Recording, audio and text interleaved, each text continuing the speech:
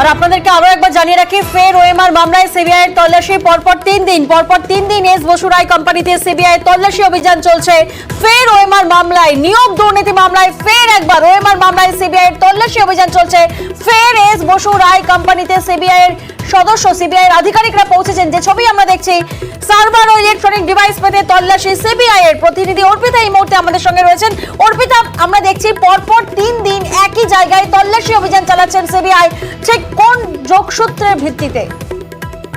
দেখো, তোমাকে জানাই যে ফের আবারও কিন্তু সিবিআই এর আধিকারিকরা এই এস বসু রায় কোম্পানিতে ওএমআর দুর্নীতি মামলায় তারা তল্লাশি অভিযানে এসেছেন। মূলত যে কারণের জন্য আজকে তারা এসেছেন সেটা হচ্ছে যে এখান থেকে যে সমস্ত সার্ভার এখন অবধি তারা বাজেয়াপ্ত করেছে এবং আরো বেশ কিছু সার্ভার রয়েছে, সেখানে ইলেকট্রনিক যে সমস্ত ডিভাইস সেগুলিকে এবার ফরেন্সিক এক্সামিনেশনের জন্য পাঠানো হবে।